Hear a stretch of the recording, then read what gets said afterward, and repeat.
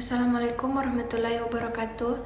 Pertama-tama kami ingin menyampaikan terima kasih kepada Bapak karena telah memberikan kami kesempatan untuk memaparkan materi kami mengenai hukum adat perkawinan. Saya Eka Hikmah Baharudin selaku moderator ingin memperkenalkan anggota dari kelompok kami, yaitu Sahra Nur Fadila, Andi Fardia Trinanda, Afifa Anissa, Natasha Salsabila Khairun, Lydia Wati, Dian Alfitrayani, dan Siti Husnul Khotimah Iwansyah.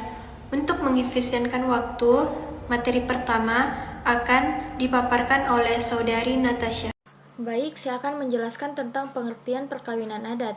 Yang pertama, definisi perkawinan menurut hukum adat. Perkawinan adalah salah satu peristiwa yang sangat penting dalam kehidupan masyarakat adat.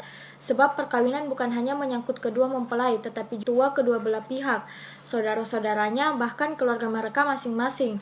Dalam hukum adat, perkawinan itu bukan hanya merupakan peristiwa penting bagi mereka yang masih hidup saja, tetapi perkawinan juga merupakan peristiwa yang sangat berarti serta yang sepenuhnya mendapat perhatian dan diikuti oleh arwah-arwah para leluhur kedua belah pihak. Adapun pengertian perkawinan menurut para ahli, yang pertama Prof. Dr. Barenter HR, perkawinan adalah suatu usaha atau peristiwa hukum yang menyebabkan terus berlangsungnya golongan dengan tertibnya dan merupakan suatu syarat yang menyebabkan terlahirnya angkatan baru yang meneruskan golongan itu tersebut. Yang kedua, di Jaren Saragi, hukum perkawinan adat adalah keseluruhan kaidah hukum yang menentukan prosedur yang harus ditempuh oleh dua orang yang bertalin kelamin dalam menciptakan kehidupan bersama dalam suatu rumah tangga dengan tujuan untuk meneruskan keturunan. Yang ketiga, Profesor Hilman Hadikusuma, hukum adat perkawinan adalah aturan-aturan hukum adat yang mengatur tentang bentuk-bentuk perkawinan, cara-cara pelamaran, upacara perkawinan, dan putusnya perkawinan di Indonesia. Baik, saya kembalikan kepada moderator. Dilanjutkan oleh Saudari Sahra Nur Fadilah. Baik, saya akan melanjutkan pengertian hukum perkawinan adat menurut para ahli yang keempat, yaitu Profesor Dr. Hazairin SH.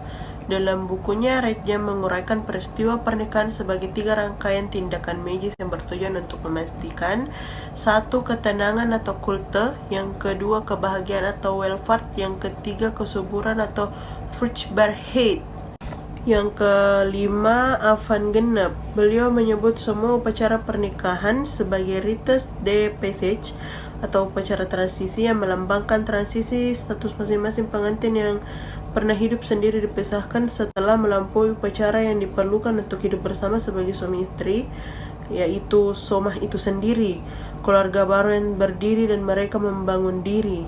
Rites de passage terdiri dari 3 level. Yang pertama, rites de separation adalah upacara perpisahan dari statusnya saat ini. Yang kedua, rites de marga adalah ritual baru perjalanan. Yang ketiga, rites de aggregation adalah upacara penerimaan dalam status baru. Baik, saya kembalikan ke moderator. Selanjutnya, materi kedua akan dipaparkan oleh Saudari Andi Fardia. Saya persilahkan. Baik, saya akan menjelaskan tentang bentuk perkawinan adat. Poin pertama yaitu bentuk perkawinan menurut susunan kekerabatan. Secara garis besar, terdapat 3 macam susunan kekeluargaan golongan masyarakat adat, yaitu patrilineal menurut garis keturunan bapak dan matrilineal menurut garis keturunan ibu, dan serta parental menurut garis keturunan ibu bapak. Perkawinan dalam susunan kekeluargaan di sini dinamakan perkawinan jujur, misalnya di Gayo Batak, Nias, Lampung, Bali Timor, dan Maluku, yaitu bentuk perkawinan yang bertujuan untuk secara konsekuen melanjutkan atau mempertahankan keturunan dari pihak laki-laki, bapak atau ayah. Perkawinan di dalam susunan kekeluargaan matrilineal ini dikenal dengan sebutan perkawinan semendi atau semondo, yaitu bentuk perkawinan yang bertujuan secara konsekuen melanjutkan atau mempertahankan garis keturunan. Bentuk perkawinan dalam susunan kekeluargaan parental atau bilateral dinamakan perkawinan bebas, dan perkawinan dalam bentuk ini biasanya dilakukan pada masyarakat Jawa, Sunda, Aceh, Melayu, dan Sulawesi di kalangan masyarakat Indonesia modern. Poin kedua, bentuk perkawinan anak-anak. Perkawinan ini baru dilaksanakan apabila anak telah mencapai umur yang pantas, yaitu 15 atau 16 tahun bagi perempuan dan 18 atau 19 tahun bagi laki-laki. Apabila terjadi perkawinan di mana kedua mempelai kurang dari umur yang ditentukan, maka setelah menikah, hidup bersama akan ditangguhkan sampai mencapai usia telah ditentukan sebelumnya. Makasih, saya kembalikan ke moderator. Dilanjutkan oleh Saudari Lidiawati. Selanjutnya yaitu bentuk perkawinan tanpa lamaran atau kawin lari. Dikenal dengan sebutan kawin lari, di mana corak perkawinan yang demikian ini ditemukan kebanyakan dalam persekutuan yang bersifat patrilineal, walaupun dalam bentuk persekutuan lain dalam prakteknya ada juga. Selanjutnya yaitu bentuk perkawinan campuran. Menurut Profesor Haji Hilman Kusuma, Sarjana Hukum, bahwa perkawinan campuran adalah perkawinan yang terjadi antara pria dan wanita yang berbeda keanggotaan masyarakat hukum adatnya, atau dapat dikatakan bahwa kedua belah pihak memiliki hukum adat masing-masing.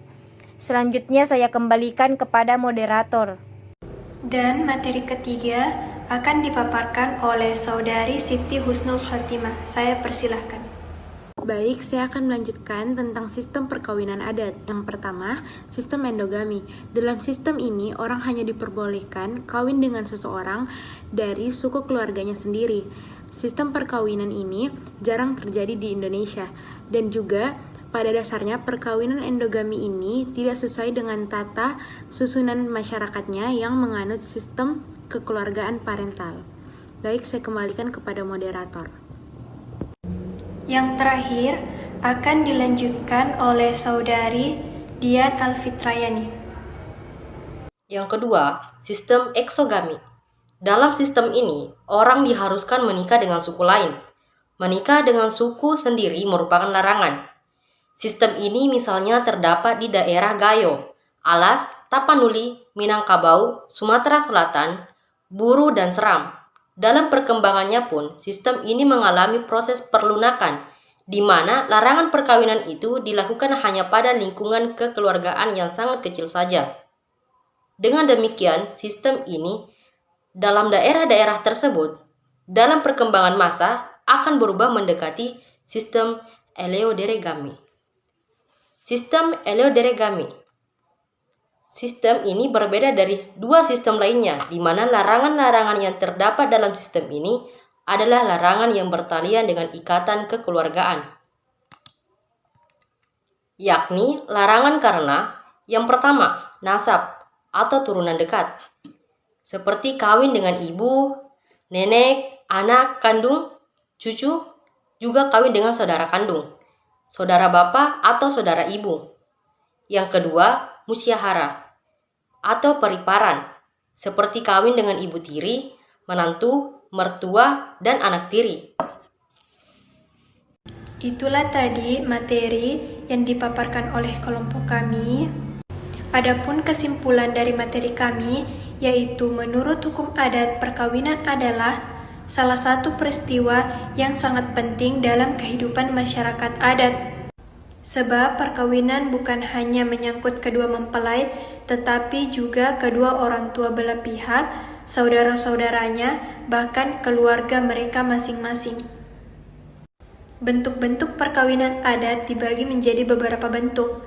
Yang pertama, bentuk perkawinan menurut susunan kekerabatan. Yang kedua, bentuk perkawinan anak-anak. Yang ketiga, bentuk perkawinan permaduan. Yang keempat, bentuk perkawinan tanpa lamaran dan tanpa pertunangan atau kawin lari. Dan yang kelima, bentuk perkawinan campuran.